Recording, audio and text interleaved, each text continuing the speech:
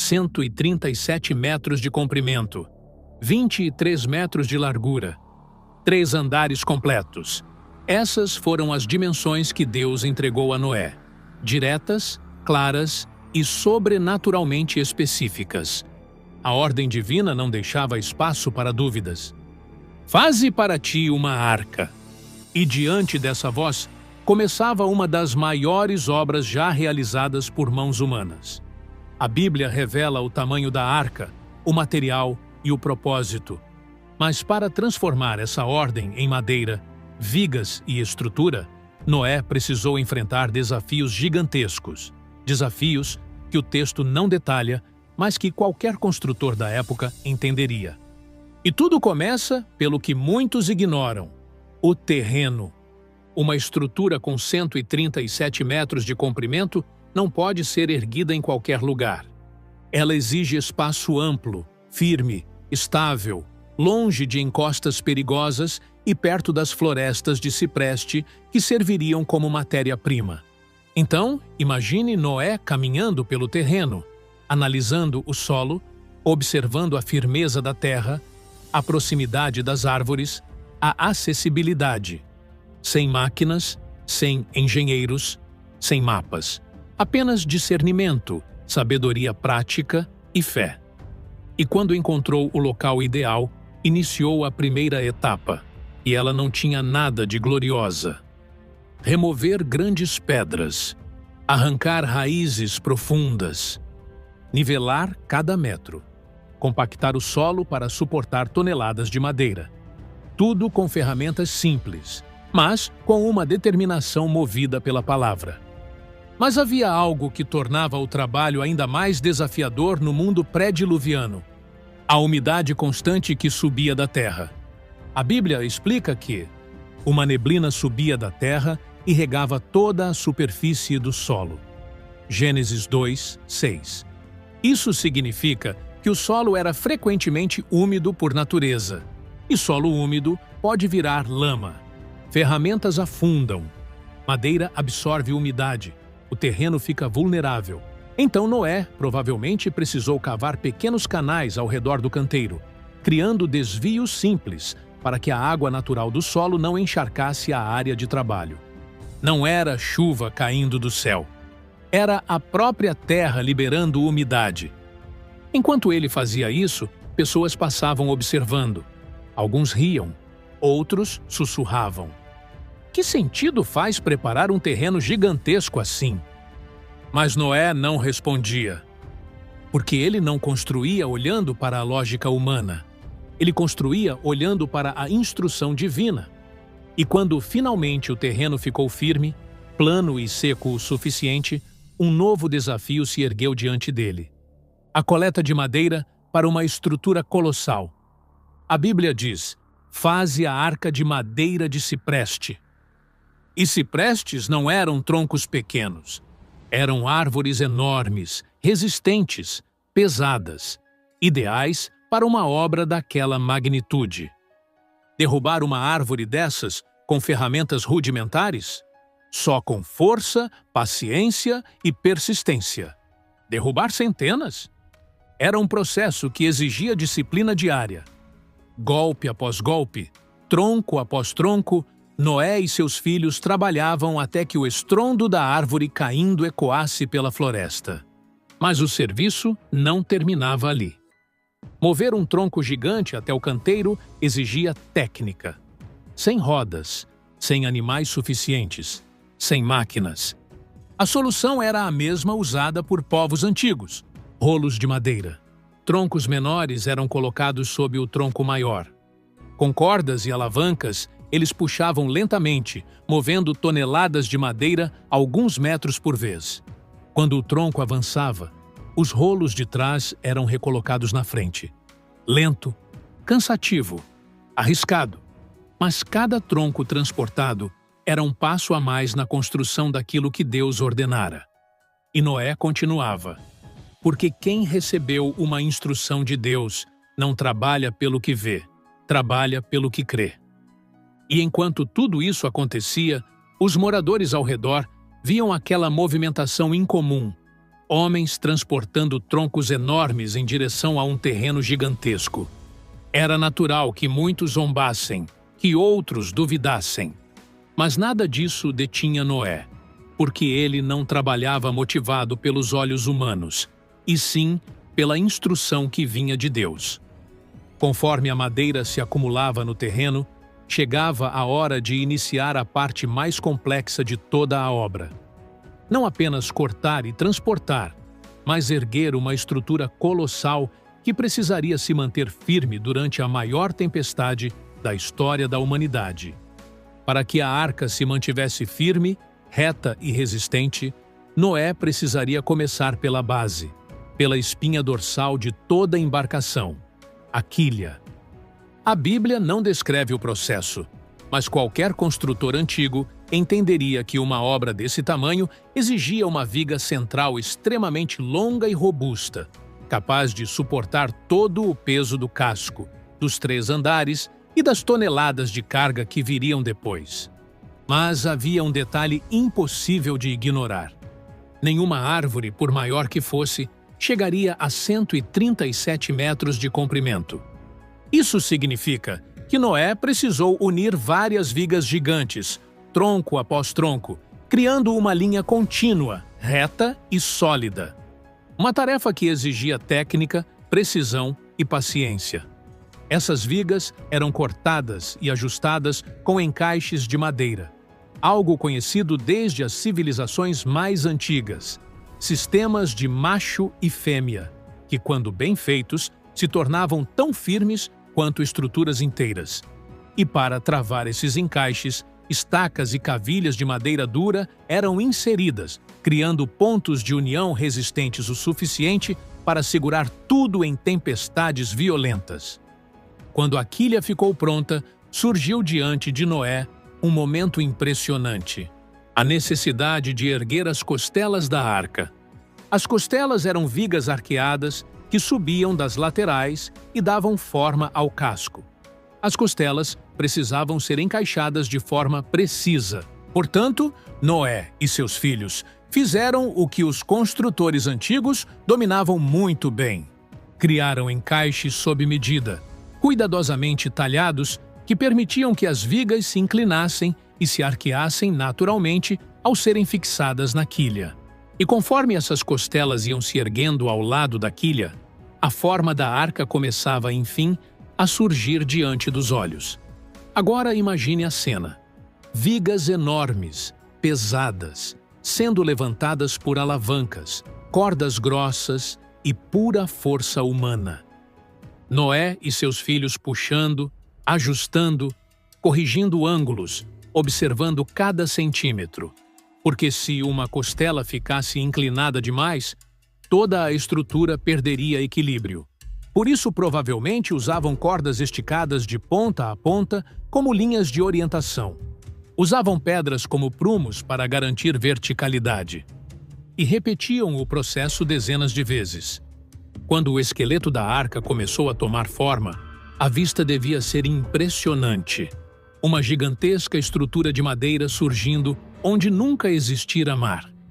Do tamanho de um prédio moderno, mas feito apenas com ferramentas simples e mãos humanas. E então chegava um momento decisivo: selar a arca. Porque uma estrutura bonita não basta. Ela precisava ser impermeável. E Deus foi direto sobre isso. Betumarás a arca por dentro e por fora. Esse detalhe é profundo. O betume, uma resina derivada da terra, precisava ser fervido, espessado e aplicado ainda quente, criando uma película dura e resistente. Mas aplicar apenas por fora não seria suficiente.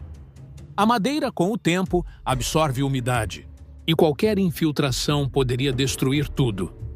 Então Noé e seus filhos passaram dias, talvez semanas, cobrindo cada rachadura, cada junta, cada fenda, tanto no interior quanto no exterior.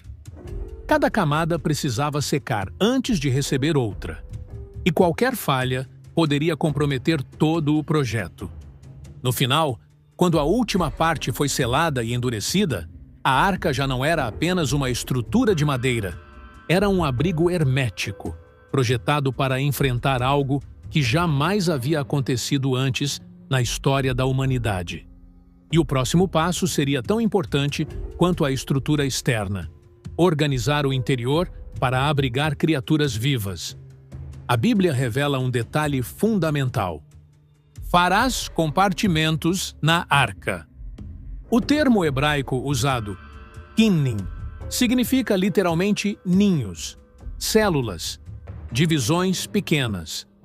Ou seja, a arca não era um galpão aberto. Ela era formada por seções menores, cuidadosamente planejadas para manter ordem, segurança e estabilidade durante o dilúvio. E aqui está um ponto teológico importante. A Bíblia não descreve o layout, apenas afirma que havia 3 andares e compartimentos. Com base nisso, imaginamos o que seria lógico, prático e possível para Noé. Para manter o equilíbrio da embarcação, o mais sensato seria organizar os animais por peso e tamanho. Andar inferior, animais pesados, elefantes, hipopótamos, grandes bovinos.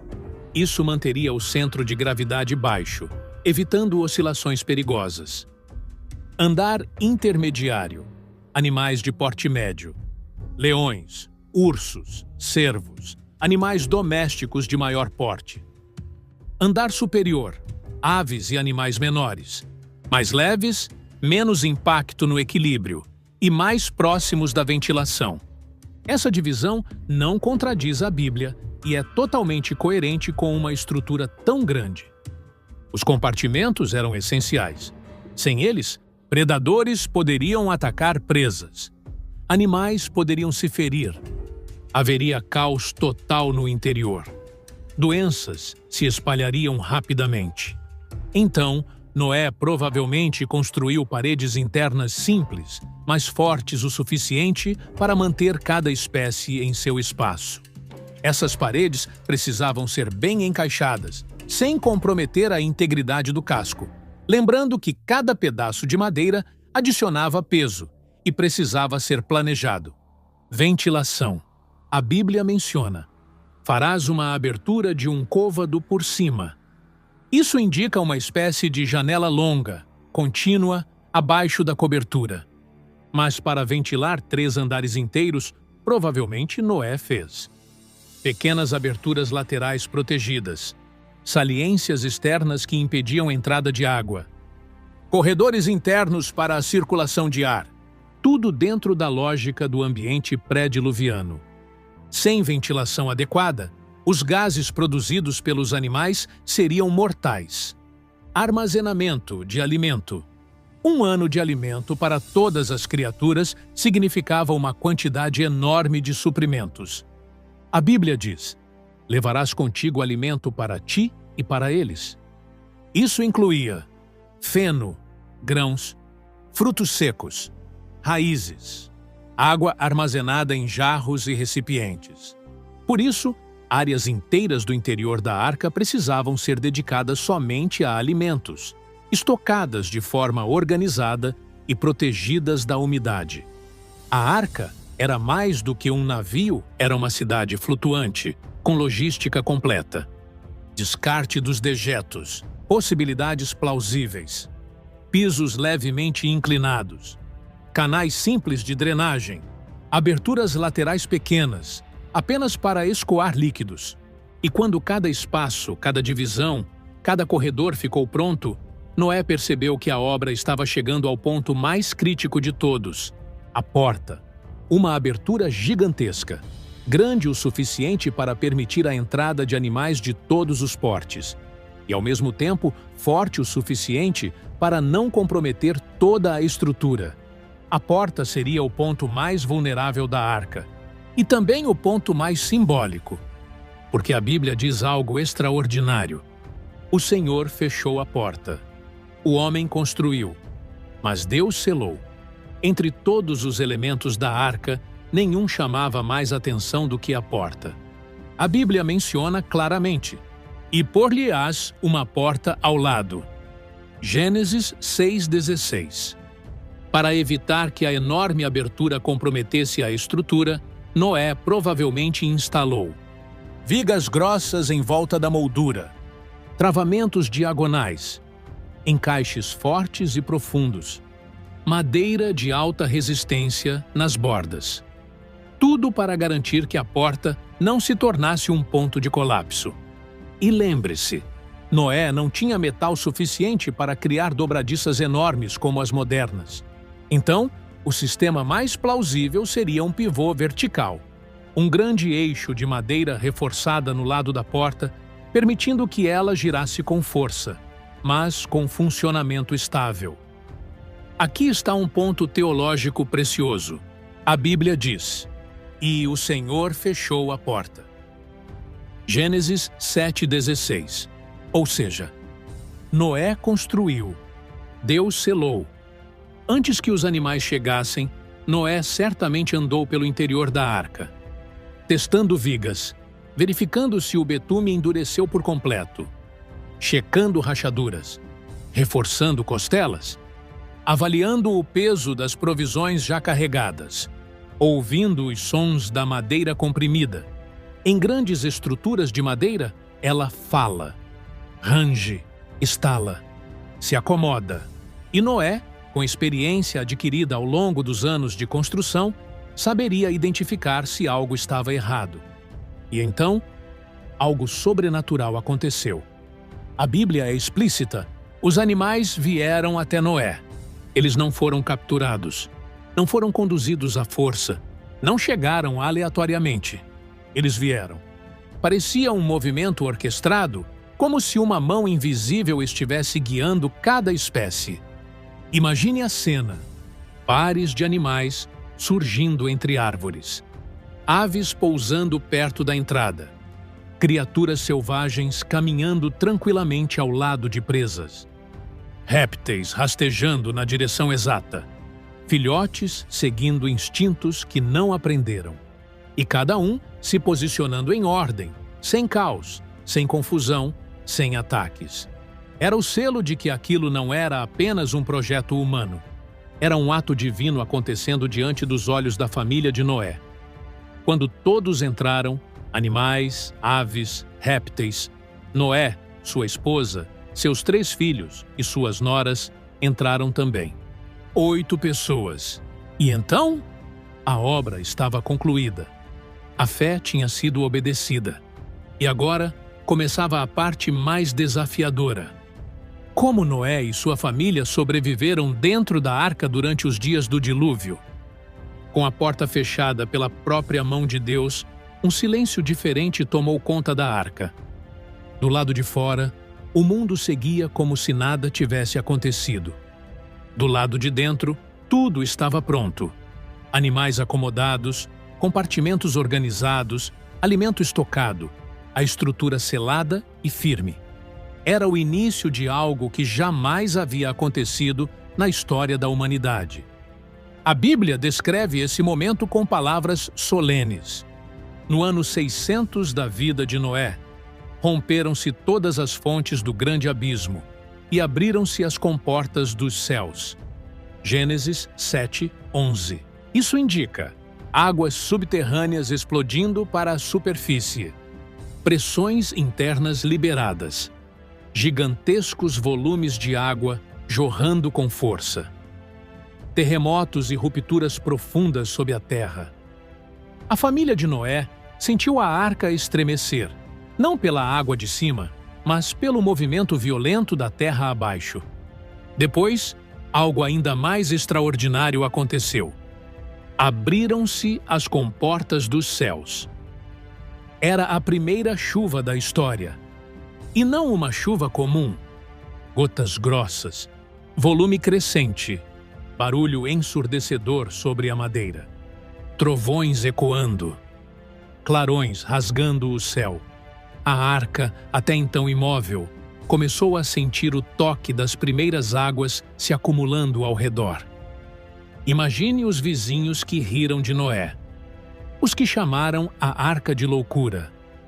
A Bíblia não descreve seus sentimentos, mas é fácil imaginar. Gritos pela chuva desconhecida, espanto pelas águas subindo rapidamente, Pessoas correndo sem entender. Pânico diante daquilo que nunca tinha acontecido. A fé que antes parecia loucura, agora se tornava o único refúgio. A água foi subindo, subindo, subindo, até que o casco pesado e firme começou a flutuar. Para Noé e sua família, isso devia ser uma sensação indescritível. A madeira rangendo, o chão vibrando, o balanço inicial, o som da água batendo na lateral. A arca se desprendendo da terra pela primeira vez. Aquela embarcação, construída durante décadas, finalmente cumpria seu propósito. A arca não era guiada por velas, remos ou lemes. Ela não precisava disso. Ela estava nas mãos de Deus. A Bíblia descreve: as águas prevaleceram e cresceram grandemente sobre a terra. Gênesis 7:19. Isso significa montanhas desaparecendo, cidades submersas, árvores arrancadas, a vida antiga sendo apagada diante dos olhos da família de Noé. Do lado de dentro, a arca parecia um mundo próprio. Lá fora, tudo morria. Lá dentro, Deus preservava a vida. O contraste era absoluto. Quanto tempo durou a chuva? O som da chuva cessou após 40 dias, mas o dilúvio estava longe de acabar. A Bíblia descreve: as águas prevaleceram sobre a terra 150 dias. Gênesis 7:24. Mesmo sem chuva, as águas continuavam subindo e se movendo, cobrindo montanhas, planícies, vales e tudo o que existia antes. Dentro da arca, o tempo parecia imóvel. Havia trabalho todos os dias. Alimentar os animais, limpar os compartimentos, verificar as vigas, reforçar encaixes, monitorar a estabilidade, orar, esperar. E então, após longos meses de espera, a narrativa bíblica revela um momento decisivo. E lembrou-se Deus de Noé. Gênesis 8:1. A Bíblia diz que Deus enviou um vento sobre a terra e as águas começaram a baixar. Lentamente, dia após dia, o nível começou a diminuir. Até que a arca repousou sobre os montes de Ararat. Gênesis 8:4. Após meses de escuridão parcial, Noé abriu a janela superior. Pela primeira vez desde o início do dilúvio, ar fresco entrou com força. Luz natural encheu o interior da arca. Mas ele ainda não tinha como saber se a terra estava pronta. Então, tomou uma decisão lógica e sábia. Soltou um corvo. Depois, soltou uma pomba. A pomba voltou, pois não encontrou pouso. O mundo ainda estava em águas. Uma semana depois, Noé tentou de novo. A pomba retornou, mas desta vez carregava uma folha de oliveira. Era o primeiro sinal de recomeço. Outra semana se passou. Noé soltou a pomba pela terceira vez, e ela não voltou. A terra finalmente começava a se tornar habitável novamente. Depois de mais de um ano dentro da arca, Deus falou novamente: sai da arca tu, e tua mulher, e teus filhos, e as mulheres de teus filhos contigo. Gênesis 8:16. E Noé obedeceu. A porta, aquela mesma que Deus havia fechado, agora era aberta. Uma luz intensa invadiu o interior. Os animais começaram a sair, espécie por espécie, seguindo seus instintos, dispersando-se pela nova terra. A família inteira pisou no solo firme pela primeira vez em muitos meses. O cheiro de terra molhada, o ar puro, o silêncio profundo. Tudo era novo. Nada do mundo antigo tinha sobrevivido. Mas a graça de Deus preservou vida suficiente para um recomeço. Assim que deixou a arca, Noé fez algo simbólico, poderoso, memorável. Ergueu um altar ao Senhor. Ali, entre rochas, lama seca e o início de uma paisagem restaurada, Noé ofereceu um sacrifício. A Bíblia descreve que Deus se agradou do cheiro suave, e fez uma promessa: nunca mais destruirei toda a vida com águas. E então colocou um sinal visível no céu, o arco-íris, uma aliança eterna, lembrando a humanidade de que, mesmo em juízo, Deus preserva um remanescente, sustenta a vida e abre um caminho de fé. Com o dilúvio encerrado, a arca havia cumprido seu propósito. Agora começava um novo capítulo. Noé e sua família repovoariam a terra. As nações surgiriam a partir dos filhos de Noé. O mundo ganharia novos ciclos, estações e limites estabelecidos por Deus. A história da redenção seguiria adiante. Daquela embarcação nasceria toda a humanidade pós-diluviana. E a arca, símbolo de obediência, fé e salvação, permaneceu como testemunho de que Deus sempre resgata aqueles que confiam na sua voz. Se você chegou até aqui, já percebeu. A arca não foi apenas um barco. Foi um ato de fé colocado em madeira. Foi a salvação preservada em 3 andares. Foi a resposta divina ao pecado e, ao mesmo tempo, a prova do amor de Deus pela vida. Mas a história de Noé não termina na arca. Existe muito mais sobre o recomeço da humanidade, a nova aliança, as gerações que vieram depois. E como tudo isso se conecta ao plano maior de Deus. Clique agora no vídeo ao lado para descobrir o que aconteceu depois do dilúvio e como isso moldou toda a história bíblica.